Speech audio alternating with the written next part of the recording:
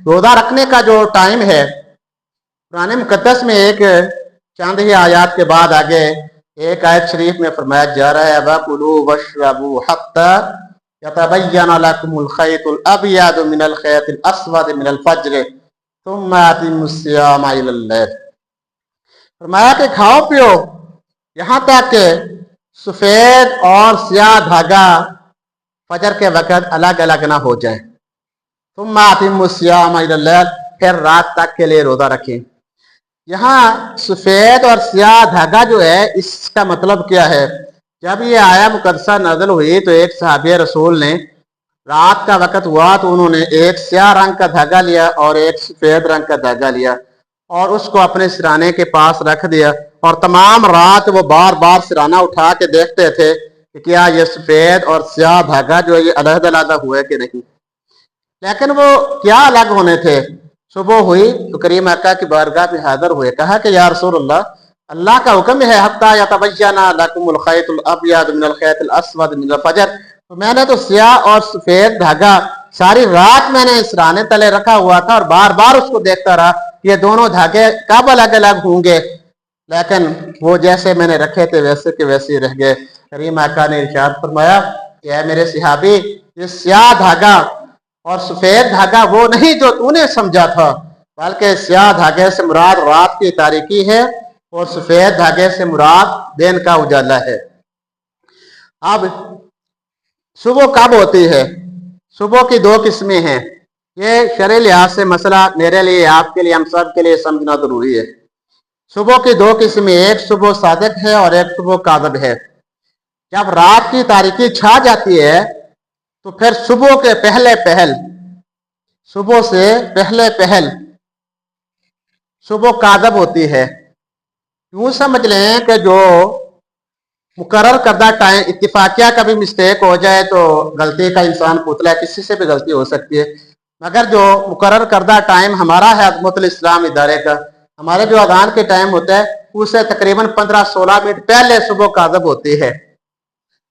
अच्छा, सुबह काज़िब क्या चीज़ है? उलमा ने फरमाया है और उन्होंने मिसाल दी है कि जैसे बैटरी जो होती है वो जब हम चलाते हैं उसको, उसकी शुआ एक लंबाई की तरह जाती है, लंबी लाइट जाती है। तो सुबह काज़िब जो है इसके बारे में उलमा ने फरमाया कि ये वो उस तरह की एक लाइट है जो मशरक़ की जानब ज़मीन से आसमान की तरफ वो लाइट उठती महसूस होती है और इस अंदाज से महसूस होती है जैसा लंबी शुआ वाली लाइट को चलाया जाए तो दाएं बाएं नहीं फैलती बल्कि सीधी लाइट लगती है, जितना फासला भी जाए।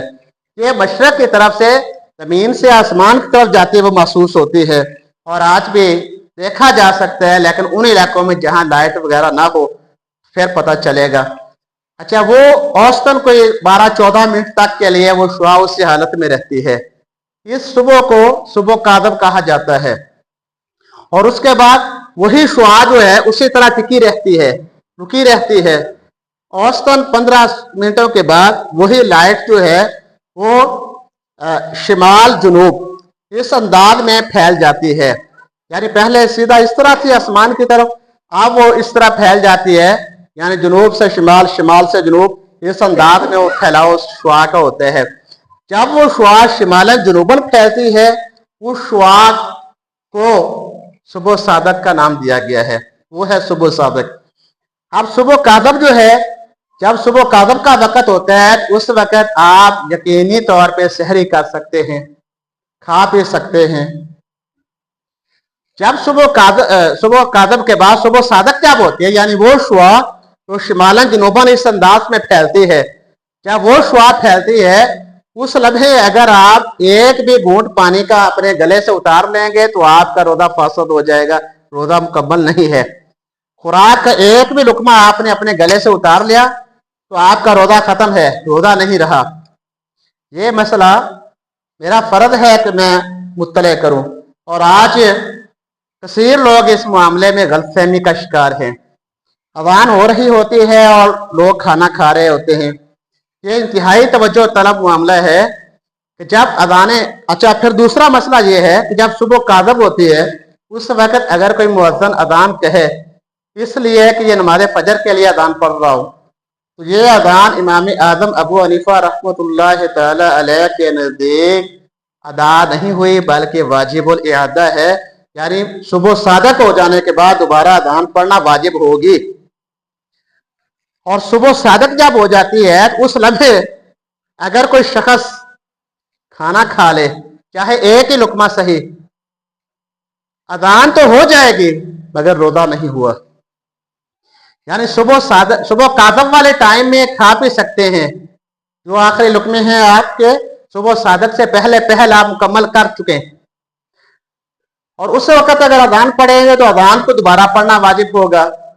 लेकिन अगर सुबह सादक होने के बाद आप अजान पढ़ते हैं, यानी मुअज्जिन मस्जिद में अजान पढ़ेगा सुबह सादक हो जाने के बाद, तो ऐसी सूरत में अजान तो ठीक है, मगर उस लम्हे अगर हम एक भी लुकमा अपना ग़िज़ा का ले जाएंगे पेट की तरफ कि अभी तो अजान शुरू हो रही है, अभी तो अजान हो रही है, अभी मुकम्मल नहीं हुई, ऐसी सूरत में 1 2 4 लुकमे या 1 2 4 पानी के घूंट या चाय के घूंट पी लिए, वो आपका रोजा नहीं है, वो रोजा असर नौ रखना पड़ेगा। यह मसला बतलाना मेरा फर्ज था।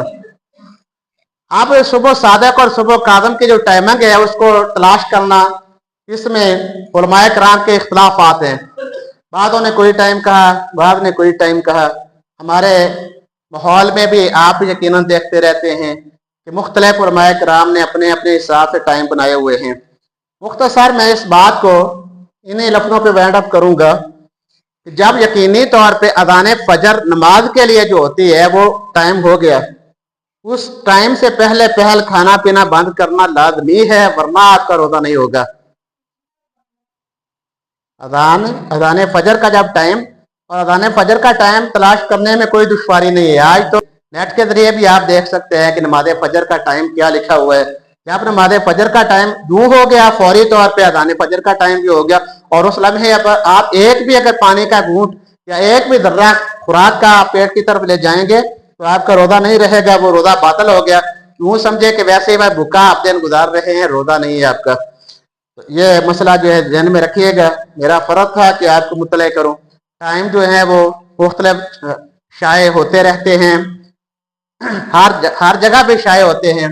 बस टाइम का आप ख्याल रखें। अज़ान फजर का जो टाइम है उससे पहले पहल जो है सारी मुकम्मल कर चुके हैं, और जब अज़ान शुरू हो जाए तो उस लम्हे से लेकर अज़ान के मुकम्मल होना तक जितने भी आप लुकमे खाएंगे या पानी के घूंट पिएंगे, वो सब का सब आपके लिए रोजा वो आपका खराब हो रहा है, मुकम्मल नहीं होगा। वैसे ही बस भूखा आप दिन गुजार रहे होंगे, ऐसी हालत में रोजा नहीं होगा। यह मसला बतलाना मेरा फर्ज था, मैंने अपना फर्ज अदा कर दिया है।